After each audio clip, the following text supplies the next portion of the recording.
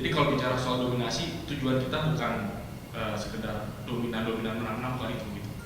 Tapi bicara jangka panjang adalah futsal Indonesia harus naik kelas.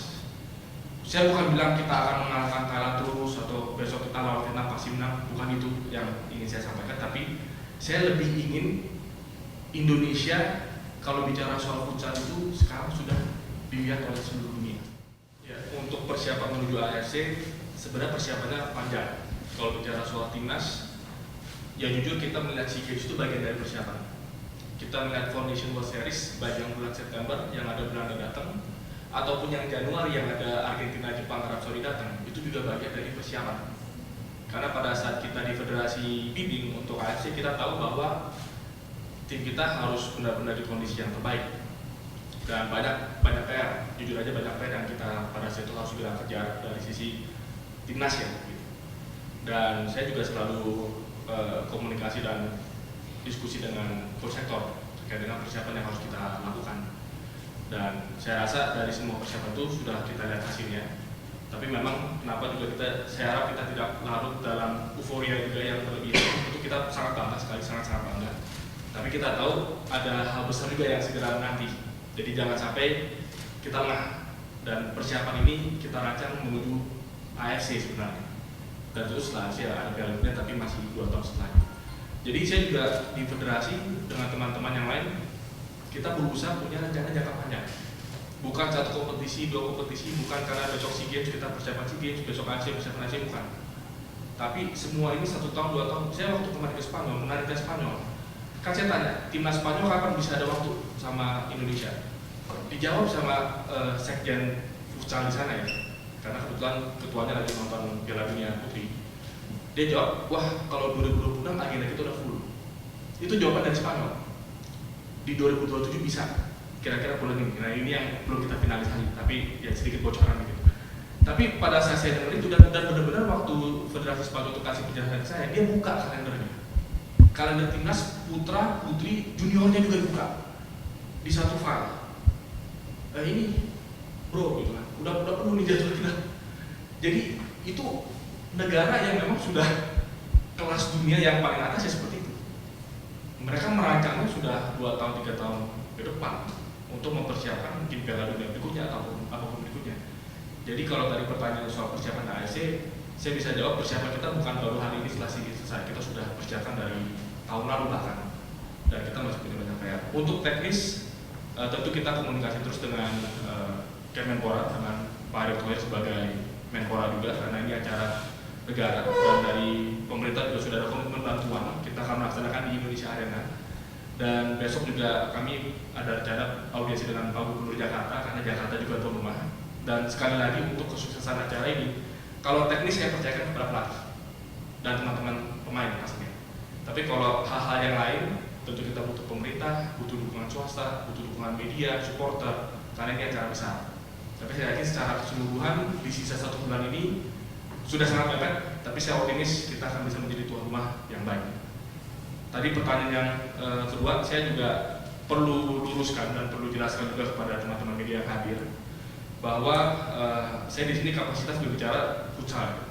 Menurut saya sepak bola punya kompleksitasnya tersendiri, punya kerumitannya tersendiri, dan saya juga nggak ingin sebenarnya menyerempet atau dibanding-bandingkan gitu, karena ini adalah 2 hal yang kompleksitasnya, kerumitannya berbeda. Saya juga harus saya sampaikan apa adanya. Saya juga sangat menghormati Pak Erick Thohir karena saya juga melihat ada yang mungkin mengait-ngaitkannya dengan hal tersebut, tapi saya harus sampaikan bahwa saya melihat Pak Erick Thohir sebagai mentor saya, selain sebagai ketua umum PSSI, di mana futsal juga di bawah PSSI. Tapi dalam banyak hal kita juga dapat dukungan dari PSSI, dapat dukungan dari pemerintah, dan itu yang menambah semangat kita.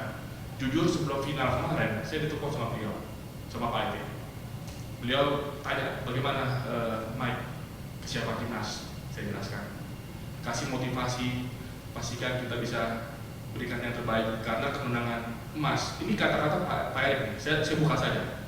Karena kemenangan emas itu akan membantu kita persiapan AFC.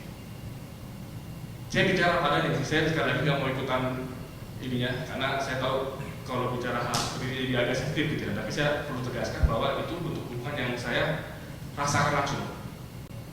Dan orang pertama yang saya kontak pada saat kita menang, saya langsung kontak beliau menyampaikan bahwa Pak, dukungan Bapak sudah disampaikan sebelum pertandingan final, sudah dituntaskan oleh teman-teman dan kita dapat medali emas. Nah, jadi sekali lagi saya respect dengan Pak Erick Thohir dan saya berharap kita di futsal, kami di FFI tidak dibentur-benturkan atau tidak dibanding-bandingkan, konteksnya sangat berbeda. Saya sangat appreciate perjuangan teman-teman pelatih kepala atau sektor, saya berhubungan yang baik dengan beliau.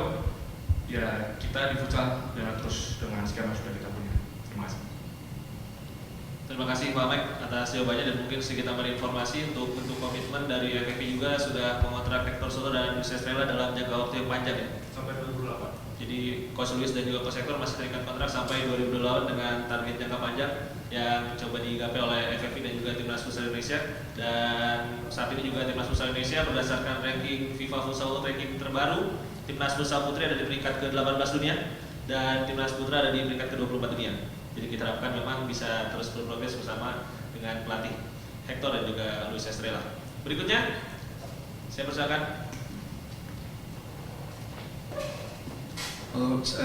Saya Alda Kumparan, Pak, mungkin dan buat pemain sekarang beranggapan bahwa Indonesia kini mematahkan dominasi Thailand di ASEAN. Apakah kalian setuju dan apakah ini menjadi suatu tekanan buat federasi dan pemain sendiri? Lalu terkait dengan Piala Asia bulan sebulan lagi, mungkin dengan kemenangan medali emas ini, apakah targetnya akan naik lagi, Pak? Lalu dan soal FM di tahun depan dengan menggunakan apakah nanti berbentuk seperti World Nation Series lagi? Dan mungkin Pak bocoran sedikit satu negara aja mungkin Pak, dari mana asalnya? Itu aja sih Pak. Terima kasih. Terima kasih untuk pertanyaan, berarti ke Pak Mike semua ya? Oke. Silakan kepada ya, Pak Mike untuk menjawab. Oke, baik. Mungkin boleh tadi dirangkum pertanyaannya. Jadi pertanyaan tadi soal Agenda tahun depan juga ya. mengalahkan Thailand, apakah itu jadi tekanan buat kedepannya plus agenda mungkin dalam 1 tahun ke depan ada apa saja? Baik. Ya, kalau dari kacamata federasi ini juga saya juga perlu sampaikan apa adanya supaya supporter kita tidak punya ekspektasi yang terlalu berlebihan juga. Saya harus sampaikan bahwa Asia Tenggara itu daerah yang region yang futsalnya kuat. Jadi waktu kita kalah dengan Vietnam, tentu saya juga berharap menang. Saya juga melihat secara keseluruhan permainan kita sebenarnya lebih baik. Tapi ya itulah adanya olahraga dan inilah Asia Tenggara. Vietnam itu kalau bicara ranking juga gak jelek-jelek amat tuh. Sebenarnya 11-12 sama kita kalau ranking ya. Jadi kalah dengan Vietnam bagi saya bukan hal yang aib, enggak gitu. Menurut saya ya ini memang keras. Pelatihnya Vietnam itu juga mantan pelatih Argentina yang pernah menang Piala Dunia. Jadi saya juga berharap kita perlu memberikan respect terhadap negara-negara di Asia Tenggara yang memang futsalnya sedang berkembang dengan pesat. Thailand juga saya rasa sama, memang selama ini mereka mendominasi.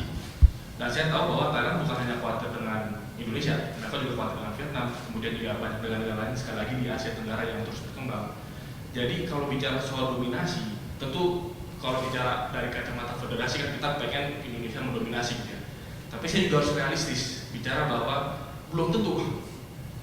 Karena saya ketemu sama ketua federasi Vietnam, saya lihat wah semangatnya gila juga gitu.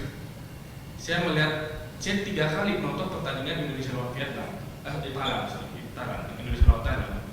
Yang kemarin putra, kemudian yang di semifinal putri, kemudian yang semifinal AFF tahun lalu.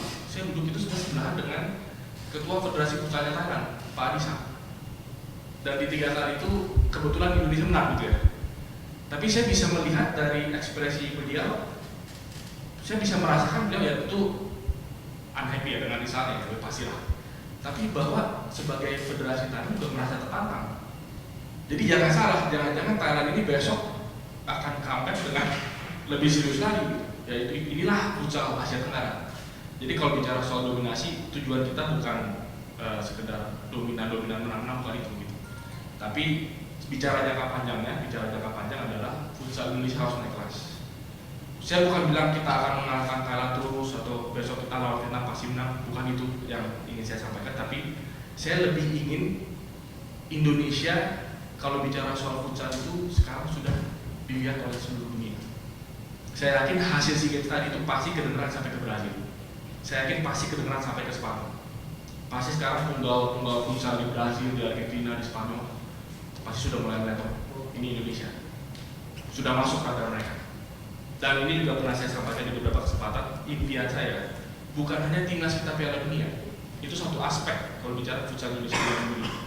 Tapi saya juga berharap ada pelatih-pelatih Indonesia yang ke depan dipanggil untuk melatih klub-klub dunia, melatih negara-negara lain.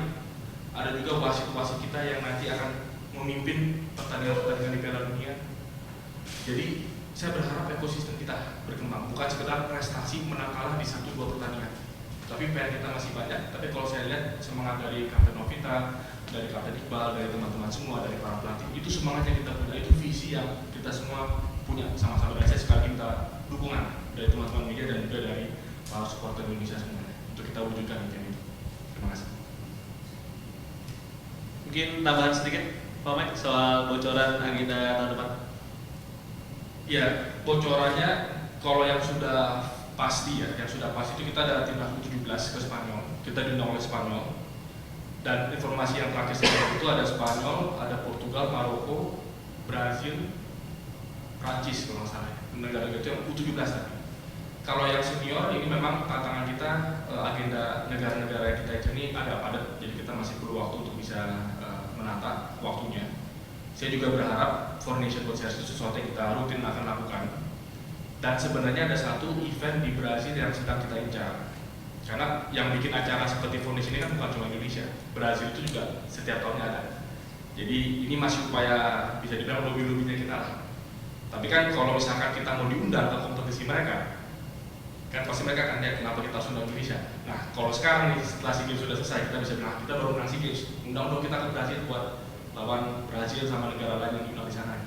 Jadi ini bagian dari rencana ya yang kita punya, tapi sekali lagi saya nggak ingin memberikan pernyataan yang prematur. Saya rasa nanti ditunggu, mohon ditunggu pada saat nanti kita sudah final, sudah fix, sudah clear, surat menyurat semua sudah beres, pasti kita akan